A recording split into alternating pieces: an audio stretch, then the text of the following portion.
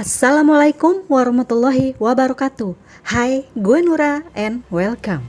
Sindrom Asperger biasanya dikenal dengan penyakit autisme, merupakan gangguan pada sistem syaraf yang mempengaruhi kemampuan seseorang dalam berkomunikasi dan berinteraksi dengan orang lain. Meski belum ada obatnya, sindrom Asperger yang terdiagnosis dan tertangani sejak dini bisa membantu penderitanya untuk meningkatkan potensi dan kemampuan diri dalam berkomunikasi dan berinteraksi dengan orang lain. Untuk itu diperlukannya dukungan dari keluarga, kerabat, maupun sahabat dan orang-orang terdekat agar mentalnya tidak turun dan percaya diri dalam menjalani kehidupan. Dan hal ini dikemas dalam media komunikasi massa yang bersifat audiovisual. Serial drama Korea yang berjudul Move to Heaven adalah sebuah drama Korea yang diadaptasi dari kisah nyata, tayang pada tahun 2021 ini. So, mau tahu gimana ceritanya? Buat kalian yang belum nonton dan mau lihat spoilernya dulu di channel gue, boleh banget. And langsung aja siapkan posisi rebahan terbaik kalian. Oke guys, this is Move to Heaven. Let's to the watch.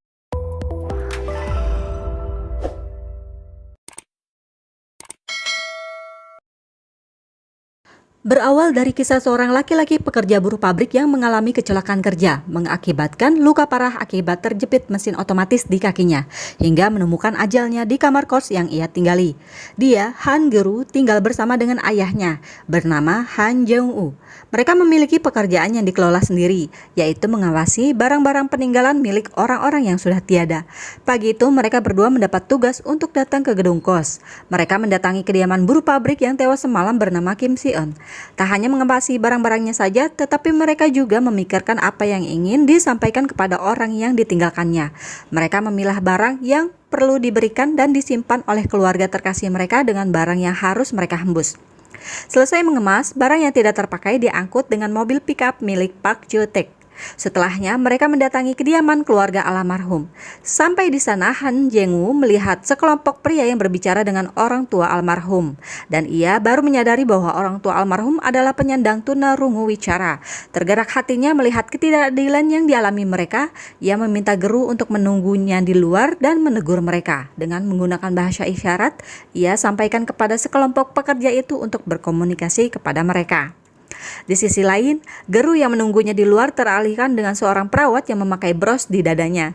Geru yang sangat menginginkannya mengejar wanita itu dan berakhir di ruang interogasi satpam gedung. Setelah mendapatkannya, ia sematkan bros tersebut di tas milik almarhum sebagai hadiah. Masih di dalam gedung yang sama, Jeong-u menghubungi pengacaranya. Ia meminta izin kepada Geru untuk meninggalkannya sesaat. Merasa dirinya tidak dalam keadaan baik, ia berniat membuat surat wasiat untuk anaknya.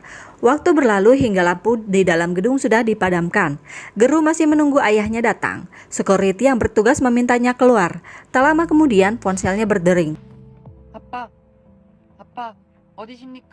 Geru yang sudah berada di dalam mobil menerima telepon dari ayahnya. Mendengar suara ayahnya yang tertatih, Geru merasa cemas dan panik. Segera ia menyusul ayahnya. Keadaan menjadi sangat genting di jalan raya. Geru yang masih dalam keadaan panik mengunci dirinya sendiri di dalam mobil. Sementara sang ayah meninggal dalam perjalanan. Beruntung Yunamu datang dan memeluknya. Di kolaboratorium, Geru yang sangat terpukul dengan kepergian ayahnya, ia tidak bisa meninggalkan abu jenazahnya di sana dan mengingat pesan terakhir ayahnya. Sehingga ia membawa lari palsu sang ayah bersamanya dan menyimpannya di dalam kamar. Pengacara Cho menjemput adiknya Han Jeong-u yang bebas dari tahanan. Ia bernama Cho Sang-gu. Ia membawanya ke kantor untuk menjelaskan lebih detail mengenai hak perwalian Geru kepadanya. Dan Sang-gu menolak. Sang-gu yang merupakan seorang petinju bayaran memutuskan untuk pensiun dini setelah keluar dari penjara. Ia bertanya soal perwalian kepada temannya. Mendengar bahwa akan ada banyak keuntungan menjadi wali, ia kembali menemui pengacara Cho dan menyetujuinya. Pengacara Cho menjelaskan kepadanya syarat dan ketentuan menjadi wali, dan Sang-gu mendatangi kediaman keponakannya itu disusul dengan pengacara Cho dan memperkenalkannya kepada Geru dan Yunamu sebagai pamannya. Yunamu khawatir dengan pamannya, di samping Geru yang sukar untuk beradaptasi dengan orang lain serta lingkungan baru. Lantas ia meminta kepada pengacara Cho untuk mempertimbangkan keputusannya. Mengerti atas kekhawatiran, pengacara Cho meminta Namu untuk mengawasi mereka. Geru dan Sang-gu saling berkomunikasi. Geru melarang Sang-gu memakai barang pribadi milik ayahnya, termasuk kamarnya. Sang-gu bersikeras memaksa ingin masuk kamar tersebut. Han Geru marah dan membenturkan kepalanya. Kemudian Namu datang dan menenangkannya. Ketika pamannya tertidur, Geru yang merasa gelisah mendatangi akuarium tempat Yunamu bekerja. Ia membenturkan kepalanya saat melihat salah satu ikan di dalam akuarium terluka, dan mereka memanggil Namu untuk menenangkannya dan mengobati lukanya. Keesokan paginya, Namu yang kesal melihat seisi rumah terlihat porak-poranda menegurnya. Ketidaksukaannya terhadap Sanggu membuat dia menghubungi pengacaranya. Sedang Sanggu kembali masuk ke dalam tendanya. Ia terkejut ketika melihat seisi rumah sudah menjadi rapi kembali dalam sekejap. Kemudian Geru mengajaknya untuk ikut bekerja. Namu yang melihat Geru bersiap sendiri melarangnya. Ia meminta Sanggu untuk ikut menemaninya melakukan tugas yang biasa ia lakukan bersama ayahnya. Akhirnya mereka berangkat dan tiba dalam waktu 40 menit. Mereka menemui keluarga mendiang dan memintanya untuk menemukan barang berharga milik ibunya berupa uang. Dalam beberapa menit mereka kembali memastikan yang mereka inginkan. Geru memberikan isi dalam kotak berwarna kuning tersebut dan mereka menolaknya. Geru memberikan informasi mengenai uang yang ia temukan di bawah alas tersembunyi dan memintanya untuk membersihkan uang tersebut. Seperti biasa guys, barang yang sudah dipilah mereka sebagian dibawa oleh Pak Jutek, termasuk kotak berwarna kuning yang disisipkan oleh si paman ke dalam mobil pickup tersebut. Setibanya di rumah dengan sangat teliti, Geru membersihkan dan menyusun tiap lembarnya uang kertas tersebut dan memikirkan apa yang ingin disampaikan oleh mendiang untuk anak laki-lakinya itu. Geru mendatangi bank swasta dengan membawa bukti transaksi penarikan uang milik almarhum yang ia temukan. Setelah mendapatkan jawaban dari para pegawai bank, ia pergi meninggalkan bank itu dan Sanggu yang mengikutinya kehilangan jejaknya. Namun yang khawatir mencemaskan Geru meminta izin kepada kedua orang tuanya untuk ikut bersamanya. Akan tetapi si ibu tidak mengizinkannya. Ayahnya memisahkan mereka dan mengizinkan Namu pergi bersama mereka. Di pagi hari, Sanggu terkejut mendengar Geru berteriak mencari kotak berwarna kuning tersebut. Ia menjadi panik hingga melukai kepalanya. Sanggu berusaha menahan dengan lengannya, tetapi Namu menganggapnya bahwa ia akan melukainya. Gu merasa bersalah karena membuang kotak tersebut, mengatakan kepada mereka bahwa ia telah membuangnya. Segera mereka menghubungi Pak Jutek menanyakan kotak tersebut dan ia pun telah membuangnya ke tempat pembuangan sampah. Hingga akhirnya mereka mencari bersama dan Sanggu menemukannya. Setelah mendapatkan kotak tersebut, Geru membawanya ke hadapan si anak. Ia berusaha menjelaskan kepadanya tentang keinginan ibunya. Si anak yang tidak peduli menolak ucapan Geru dan memaksa meminta uangnya. Singkat cerita, berkat kegigihannya, Geru meyakinkannya berhasil menyampaikan keinginan mendiang tersebut kepada anaknya. Dalam pagi buta, Sanggu melakukan kegiatan berolahraga. Di pertengahan jalan ia melihat penyiksaan seorang wanita dan melewatkannya begitu saja. Ketika ingin memasuki rumahnya, temannya datang menjemput. Dia adalah Madam Jung. Ia membawanya ke arena perlombaan tinju. Namun yang curiga memeriksa keberadaan pamannya dan berpikir macam-macam tentangnya. Ketika Sanggu pulang, dia heran mendapati wajah pamannya babak belur. Sanggu memintanya membuatkan ramyeon. Di tengah aktivitas mereka, telepon berdering. Namu bergegas keluar rumah dan bersiap. Sang ibu mencegahnya dan memeriksa isi dalam tasnya dan mengizinkannya pergi. Berkat bantuan ayahnya, ia berhasil lolos. Di lokasi pembersih, mereka bertemu polisi yang sekaligus teman dari Namu yang bernama Jung Yeong. Di lokasi tersebut adalah lokasi pembunuhan. Mereka bersama membersihkan dan memilah barang setelah pihak kepolisian sudah mengumpulkan semua bukti investigasi. Dan pelaku yang merupakan kekasihnya sendiri menyerahkan dirinya. Dimulai dengan mengumpulkan barang-barang yang akan mendiang berikan untuk kerabat dan anak murid mendiang, yang kemudian ia simpan dalam kotak berwarna kuning. Dalam hal ini, Sanggu tak sanggup pergi menemani Guru. Ia lebih memilih untuk berada di TKP membersihkan sisa-sisa dalam rumah tersebut. Dan ia mengingat keburukan di masa kecilnya dulu. Sedang Guru pergi mendatangi tempat kerja mendiang ditemani oleh Namu, serta memberikan yang ingin ia sampaikan. Malam itu Guru tidak bisa tidur. Ia memikirkan kembali barang tersisa yang belum ia temukan. Dengan bantuan pamannya, Guru kembali ke dalam rumah tersebut untuk mencari sisa barang yang tertinggal, yaitu kamera. Sementara itu, kejaksaan masih menginterogasi pelaku yang melakukan pembunuhan, memperlambat pernyataan tersangka dengan mengulangi pertanyaan yang sama. Belum akhirnya ia divonis penjara dalam kasus pembunuhan kekasihnya. Berkat bantuan Geru dan Sanggu, kejaksaan berhasil mengungkapkan kasus tersembunyi tersebut. Dia, Jaksa Lee Jae-yong, berterima kasih kepadanya karena telah menemukan kejanggalan bukti yang terlewatkan. Ia memberi kartu nama kepada Geru jika sesuatu terjadi kepadanya. Geru yang merupakan sindrom Asperger mempunyai kemampuan IQ di atas rata-rata manusia normal, mampu mengingat semua kejadian yang dilihatnya dalam waktu yang lama, termasuk menghafal isi yang ada di dalam kartu nama miliknya. Di sisi lain, Namu yang melihat Sanggu dari kejauhan yang baru saja keluar dari kantor pemasaran real estate, ia memastikan dan bertanya ke tempat tersebut untuk mengetahui informasi tentangnya. Merasa ada yang tidak beres, Namu mendatangi kediaman Geru dan mencuri sebuah monitor bayi dalam gudangnya untuk memantau keadaan Geru dari dalam rumahnya. Seperti biasa, Sanggu berolahraga di pagi hari yang gelap. Ia bertemu kembali dengan orang yang melakukan penyiksaan terhadap wanita, yang membuat dirinya teringat kenangan buruk di masa kecilnya. Sanggu membela wanita itu dan memukuli prianya. Kejadian tersebut dilihat oleh Namu yang mengikutinya. Namu yang khawatir terhadap Geru bertanya tentang pamannya. Tentunya Geru yang sudah mulai terbiasa dengan keberadaan pamannya, sehingga ia bisa menyentuhnya dan mengobati lukanya. Namu yang masih curiga dengan kegiatan pamannya selalu mengikutinya hingga sampai di tempat kegiatan ilegalnya. Namun tempat tersebut membutuhkan sandi untuk memasukinya. Beruntung sekelompok orang masuk dan ia memanfaatkannya untuk ikut turut masuk ke dalamnya.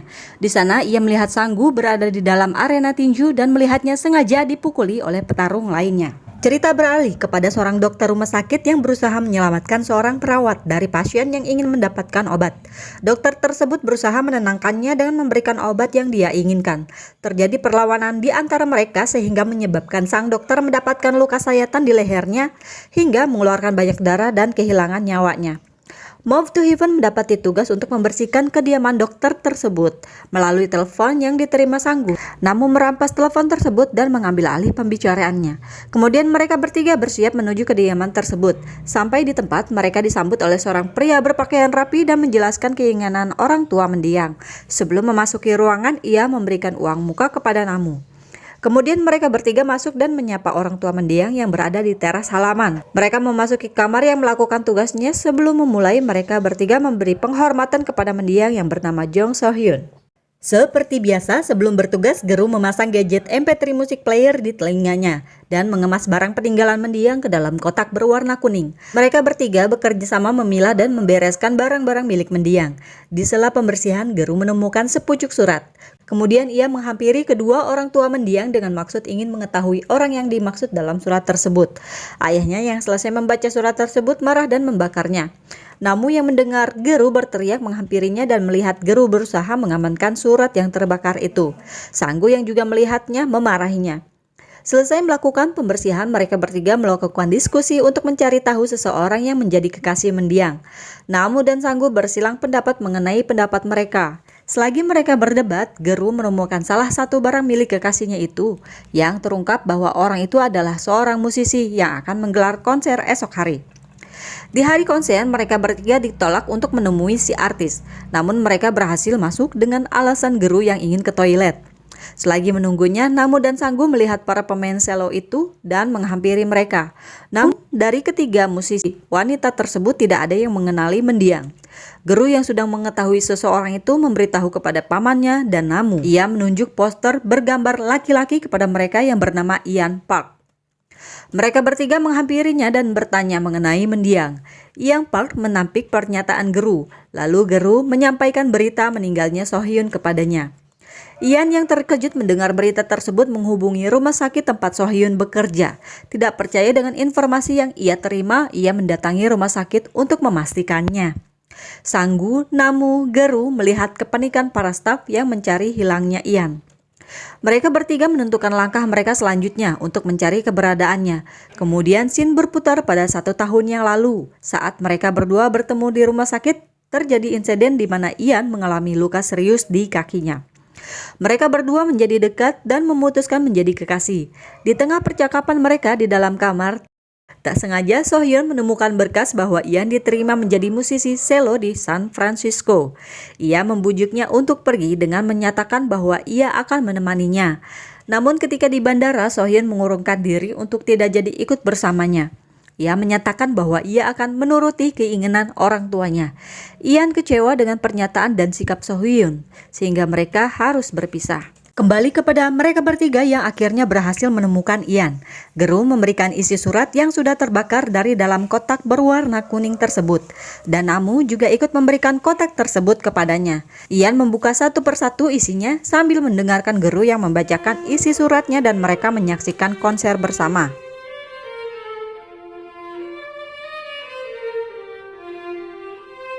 Geru dan pamannya berbicara tentang kejadian yang dilalui mereka.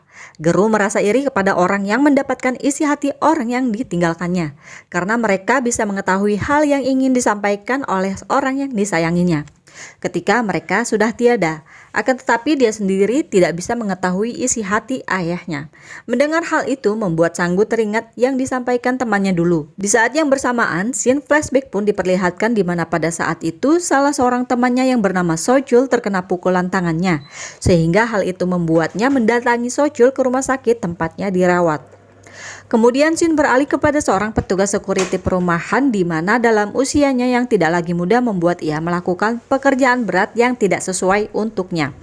Namun bapak tua itu tetap menjalankan tugasnya. Dalam waktu yang sama ia mengalami kecelakaan tunggal hingga membuatnya masuk rumah sakit dan mengetahui penyakit lain yang dideritanya. Mendengar hal yang ingin disampaikan dokter, ia menemui istrinya dan mengajaknya pulang. Di saat itu pula Sanggu yang juga berada di rumah sakit tersebut keluar dari ruangan perawatan Sochul untuk menghisap rokok. Tak lama kemudian si bapak menegurnya untuk tidak merokok di area rumah sakit. Sanggu pun menurutinya. Sementara itu, Namu yang gelisah memikirkan riwayat pamannya Geru semalaman, mendatangi kantor pengacara dan bertanya tentang Sanggu. Ia memintanya untuk memastikan kembali pernyataan dan kepercayaannya kepada Namu. Mendengar hal baik keluar dari mulut sang pengacara membuat Namu merasa nyaman dan kembali menuju rumah Geru. Di sana ia bertemu paman Sanggu. Di tengah perbincangan mereka, ibu Namu masuk dan memarahi anaknya.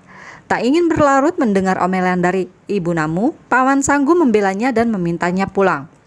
Kemudian Geru datang memastikan permintaan salah satu klien kepada si paman. Sanggu yang lupa akan permintaan hari itu memutuskan segera berangkat menuju kediaman klien mereka tanpa Namu. Setibanya di sana, klien tersebut tidak bisa dihubungi. Mereka berdua mencoba mencari. Setelah menemukan kediamannya, Sanggu terkejut mendapati kliennya sudah tidak bernyawa dan meminta Geru untuk menghubungi polisi. Sanggu menceritakan kepada Jun Young tentang permintaan klien tersebut. Jun Young berkesimpulan bahwa almarhum menelpon mereka tepat di hari kematiannya agar diketahui oleh orang lain. Son Yurim datang menyela pembicaraan mereka dan Jo Young memperkenalkan dirinya yang merupakan seorang pekerja sosial. Son Yurim menjelaskan kepada mereka tentang mayat yang mereka temukan bernama Lee Mi-sun dan Kim Min-soo. Ia juga menceritakan pemicu penyebab terjadinya bunuh diri yang mereka lakukan. Sanggu tidak setuju dengan penjelasan Son Yurim tentang sikap mendiang suaminya yang mengajak istrinya untuk mati bersama. Mendengar jawaban Son Yurim, ia tidak puas dan turun meninggalkan mereka. Akan tetapi, Guru tetap menjalankan tugasnya untuk melakukan pembersihan terhadap barang-barang peninggalan mereka. Sanggu bersikeras menolak membantunya. Son Yurim yang mendengar penolakan Sanggu memutuskan untuk membantunya. Di tengah pembersihan, Sanggu datang dan ikut membantunya. Lalu ia menemukan sebuah pintu rahasia yang mana di dalamnya terdapat taman bunga pribadi milik mendiang. Geru memikirkan ke apartemen mana yang akan dibagikan tanaman tersebut. Sanggu menolak membantunya. Dan tak lama kemudian Son Yurim turun dengan menyebutkan nama rumah sakit tempat Sochul dirawat dan ia menawarkan dirinya untuk mengantarnya ke rumah sakit tersebut. Di sisi lain, Geru sibuk membagikan tanaman tersebut. Beberapa dari mereka banyak yang menolak, bahkan tidak ada yang mau sama sekali. Kemudian di antara salah satu pintu ada yang mengenal dan menangis untuk mendiang. Di sini kisah flashback pun kembali diputar, di mana gadis kecil itu yang bernama Minji datang menemui Pak Kim yang tengah berjaga di ruang kecil security apartemen.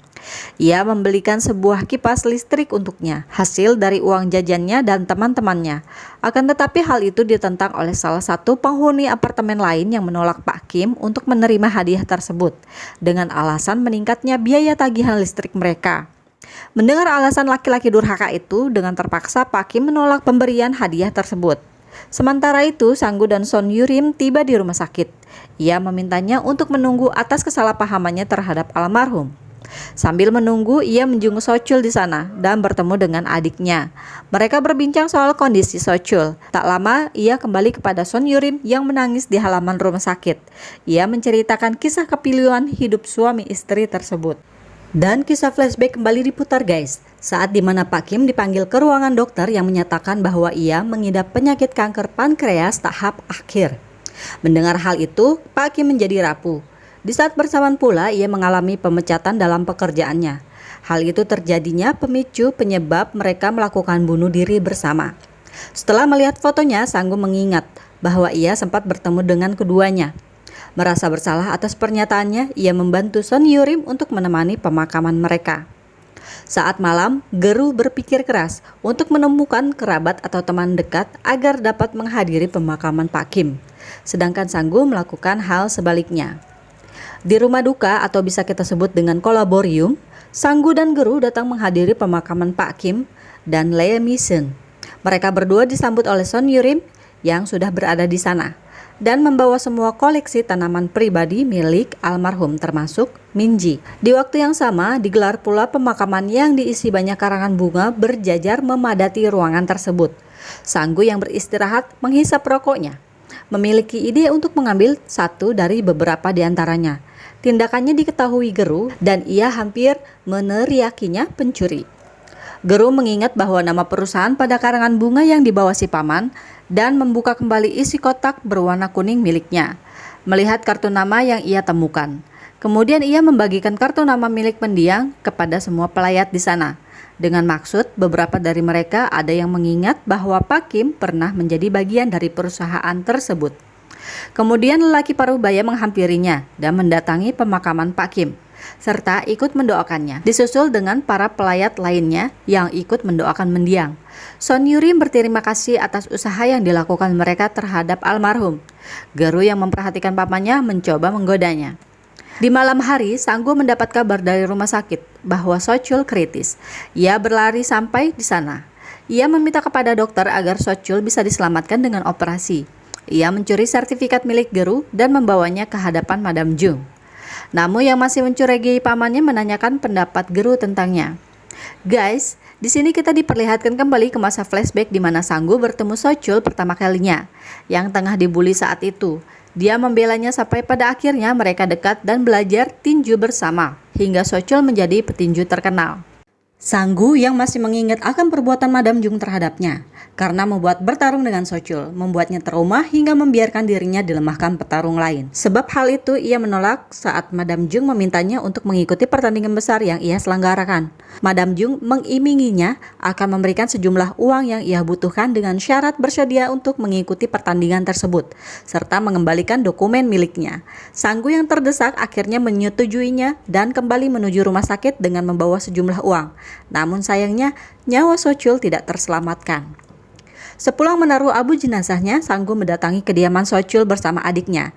Ia berbincang meminta izin untuk membersihkan kamarnya. Dalam pembersihannya, ia melakukan seperti yang pernah ia lakukan bersama Geru, memilah barang yang akan disampaikan isi hati mendiang kepada orang yang ditinggalkannya.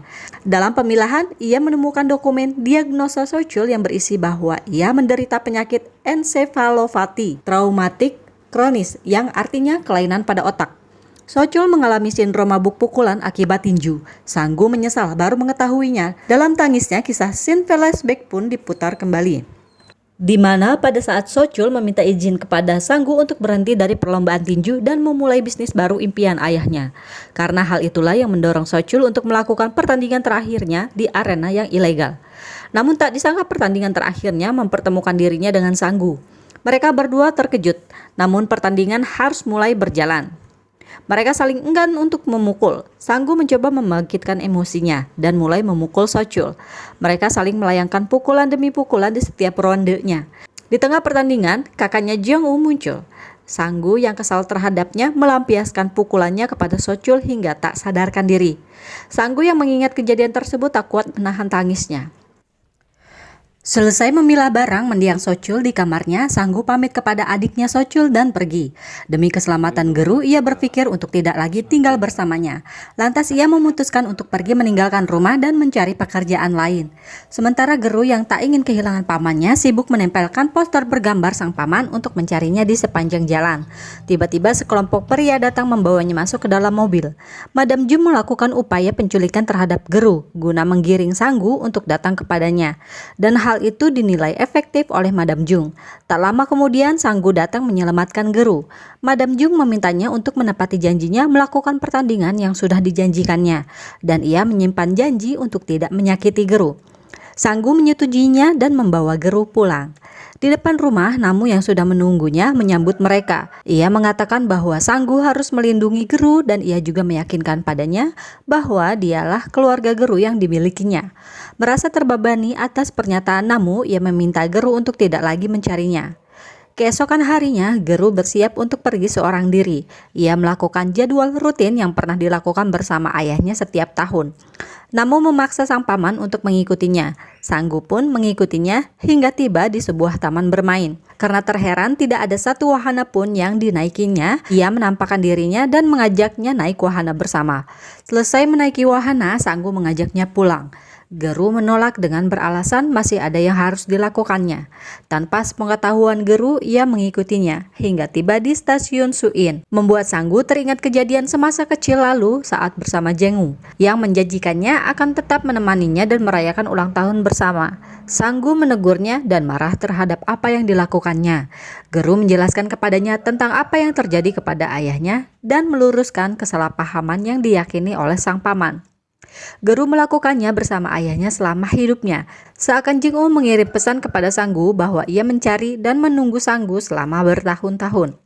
Di antara kumpulan barang-barang tersebut terdapat sertifikat adopsi milik Geru yang tersimpan rapi dalam lemari itu.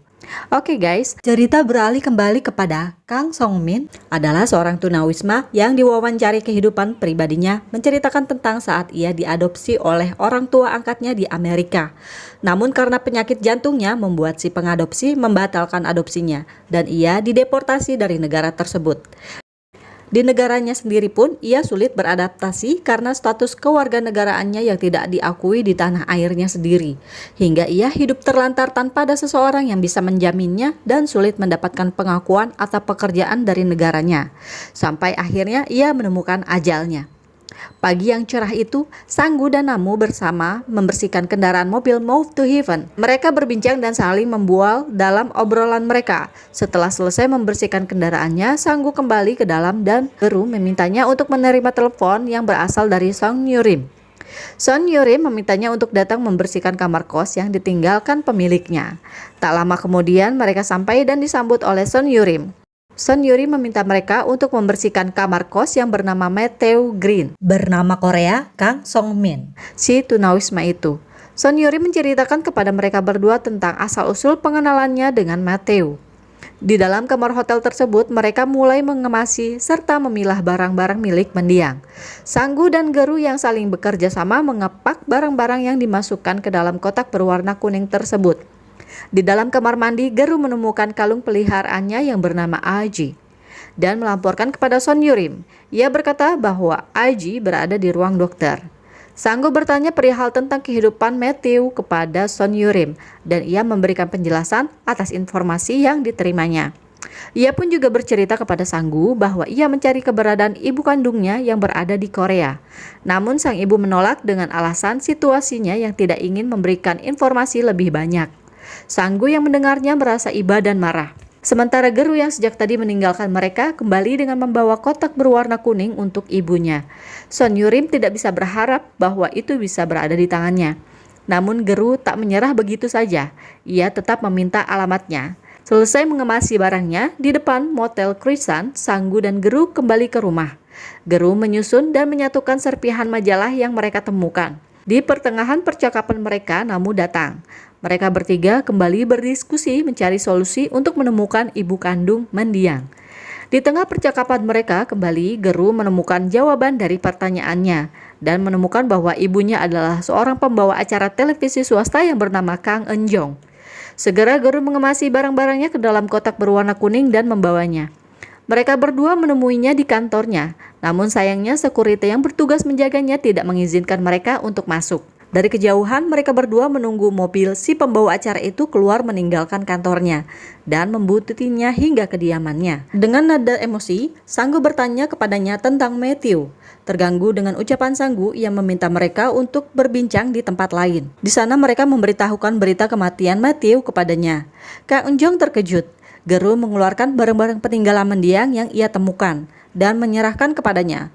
Kang Eun-jong menjelaskan kepadanya perihal pengenalannya terhadap Matthew, yang ternyata dia bukanlah ibu kandung dari mendiang. dan bercerita kepada mereka bahwa ia juga adalah seorang pengasuh para bayi yang tidak memiliki orang tua, dan ia sengaja meninggalkan kenangan-kenangan bersama Matthew kecil ke dalam sebuah foto dan cindera mata untuk diberikan kepadanya. Geru berhasil menganalisis keinginan mendiang kepada orang yang ingin disampaikan pesan, dan Geru menyampaikan isi hati kepada Kang Eunjong. Mendengar hal itu, Kang Eunjong menangis. Sang-gu memposisikan dirinya sebagai Matthew dan menjelaskan atas penolakan kejujuran Matthew kepadanya. Sedih mendengar hal itu, tangis Kang Eunjong pecah karena mengingat masa-masa bersamanya dan meminta Geru untuk menyimpan semua barang-barang peninggalannya. Selesai bertugas, mereka kembali menemui Son Yurim yang menunggu di klinik dokter hewan untuk memberikan hadiah kepada Aji. Di tengah perjalanan pulang, mereka melihat berita langsung yang disiarkan Kang Eunjong tentang Matthew agar menjadi perhatian untuk semua warga Korea mengenai hak adopsi anak ke luar negeri. Kejadian tersebut mengingatkan Geru kepada dirinya. Sang-gu merasa iba dan khawatir terhadapnya. Tiba-tiba dering telepon berbunyi yang mengingatkannya akan pertandingannya esok lusa. Di pagi hari, Geru sudah melihat sang paman sibuk di ruang dapur menyiapkan hidangan sarapan. Melihat sikapnya yang begitu tiba-tiba berubah mengingatkannya kepada sang ayah. Namu yang ingin bertemu ke rumahnya juga merasakan hal yang sama, terasa berbeda dengan sikap si paman Sang-gu. Sang-gu kemudian pergi menuju pertandingan ilegalnya. Selagi bersiap diri, ia menitipkan pesan kepada Madam Jung untuk memberikan dokumen rumah milik Geru jika sesuatu terjadi padanya, dan ia mulai memasuki arena. Sementara Namu yang mengemasi barang-barang paman Sang-gu menemukan dokumen rumah sakit di dalam tendanya dan mengira bahwa Sang-gu mengidap penyakit tersebut. Geru yang khawatir terhadap sang paman menghampirinya. Bersama Namu mereka bersiap menuju ke tempat tersebut. Dalam perjalanan, Geru menghubungi jaksa Lee Jo-young untuk meminta bantuannya hingga mereka tiba di tempat pertandingan si paman. Di tengah pertarungan sengitnya, Sang-gu melihat mereka berdua datang. Matanya yang teralihkan membuat ia terkena luka sayatan benda tajam yang dilayangkan pemain lawannya yang bermain curang. Geru mencari cara untuk membantu si paman keluar dari arena. Ia memadamkan aliran listrik dan membawanya keluar dari sana. Beruntung jaksa Lee Jo-young beserta anggota polisi datang mengamankan tempat tersebut dan menangkap jejaring yang ada di sana, terkecuali Madam Jung yang berhasil lolos dari pandangan mereka. Keesokan harinya, kejadian tersebut ditayangkan melalui media elektronik dan menjadi perhatian warga Korea termasuk Sang-gu. Pagi itu, Geru menyiapkan sarapan pagi untuknya. Tak lama kemudian, pengacara Cho datang bertujuan meminta Geru untuk menyerahkan abu jenazah sang ayah. Geru yang menolak permintaan tersebut mengurung dirinya di kamar dalam waktu yang lama. Sang-gu dan Namu yang khawatir terhadapnya berusaha membujuknya keluar. Mereka yang tak mendengar suara Geru memaksa masuk ke dalam kamar dan mendapati Geru sudah tidak berada lagi di sana. Sang-gu dan Namu saling mencarinya, namun mereka tidak menemukannya. Sang-gu melihat foto lama Jung-woo ketika ia menjadi anggota pemadam kebakaran di Busan dan berpikir untuk mencari informasi atau keberadaan Geru di sana. Sesampainya di sana, ia bertemu dengan salah satu anggota pemadam kebakaran yang mengenal kakaknya, bernama Jun-sik. Melaluinya, Sang-gu mencari informasi mengenai Geru. Lalu Jun-sik menceritakan pertemuan Jung-woo dengan Geru saat itu. Saat dimana hari itu salju turun untuk pertama kalinya, mereka mendapati panggilan untuk mengeluarkan seekor hewan yang terjebak di dalam tangki air. Di Villa Pungjong, mereka mencari keberadaan hewan tersebut. Jung-woo mencoba masuk menyelamatkannya. Namun tak disangka yang ditemukannya bukanlah seekor hewan, melainkan seorang bayi laki-laki. Merasa terikat dengan bayi itu, Jung-woo mengunjunginya. Dan bersama istrinya juga, ia memutuskan untuk mengadopsinya dan memberi nama Han Geru kepadanya. Namun karena penyakit istrinya, memutuskan Jung-woo untuk berhenti dari pekerjaannya dan fokus untuk menghabiskan waktu bersama hingga sang istri menutup usia. Jung-sik memberitahukan kepada Sang-gu kemungkinan Geru berada di sana, ke tempat mereka menghabiskan waktu bersama. Sementara Geru yang sebelumnya meninggalkan rumah menaiki sebuah kereta menuju kota Busan. Dalam perjalanannya, ia melihat tayangan televisi yang terdapat bahasa isyarat di dalamnya, membuatnya teringat akan kedua orang tuanya yang membantunya berbicara saat dirinya enggan untuk berbicara akibat gangguan kecemasan atau bisa kita sebut dengan mutisme selektif. Dalam kesedihannya, mereka berdua berusaha mengajak Geru bertamasya mengunjungi akuarium untuk pertama kalinya yang berada di Suyong. Di sana Geru berkhayal keberadaan mereka berdua berada di sampingnya. Dan tak lama kemudian Sang-gu datang menemukannya di sana dan berhasil membawanya pulang. Keesokan harinya Geru siap untuk membersihkan barang-barang sang ayah. Dalam pembersihannya ia menemukan video rekaman yang sengaja dibuat sang ayah sebelum meninggal. 세상에서 가장 멋진 건 누구? 한정우 아들 한그루. Dalam videonya, Hang Jeong-woo mengungkapkan bahwa Geru harus bersiap menjalani kehidupan tanpa dirinya dan berani memuji dirinya sendiri di depan cermin. Akibat video tersebut membuat Han Geru mencoba untuk melepaskan abu jenazah sang ayah dan menguburkannya di samping makam istrinya. Meski belum sepenuhnya melepas, Han Geru masih meratapi kesedihan karena merindukan ayahnya dan memeluk makam sang ayah. 보이지 않는다고? 곁에 없는 건 아니다. 기억하는 한? 사라지지 않는다. 그렇지. Di hari berikutnya, pengacara Cho membacakan perjanjian pra 3 bulan kontrak bersama Sang-gu yang menjadikannya wali Geru. Sebagai pengacara, ia menolak dan memecatnya menjadi wali sah Geru. Namun Geru tetap meminta kepada pengacara Cho untuk memutuskan kontrak mereka dan menjadikan Sang-gu walinya selama sisa hidupnya. Dan Sang-gu terharu mendengar hal itu. Di kemudian hari saat Geru berkemas dalam pekerjaannya, seorang wanita muncul memintanya untuk membereskan barang-barang peninggalan atas nama dirinya. Saat Geru memandangnya, seakan ia menyukai wanita itu dan drama pun berakhir. Oke guys, banyak hal yang dapat kita pelajari ketika menonton drama ini. Kita bisa mengambil hal-hal baik untuk dapat kita terapkan dalam kehidupan kita dan buang hal buruk yang dapat merugikan kehidupan kita. Cerita Move to Heaven ini dimotivasi oleh esai non-fiksi berjudul Tantan Gyeongdul atau Things Left Behind, karangan Kim Se-byul, yang terbit pada 20 Juli 2015 oleh Chung Rim.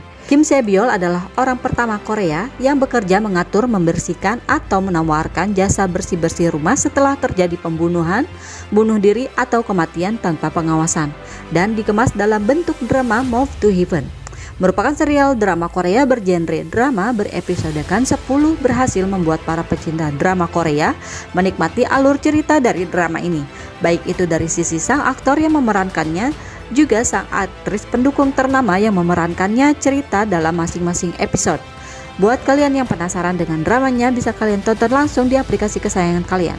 Oke guys, sampai sini dulu video kali ini. Seperti biasa, kalau kalian suka like, nggak suka dislike, dan berikan komentarnya. Dan jangan lupa subscribe kalau kalian masih mau dengerin ocehan gue. See you next video and bye.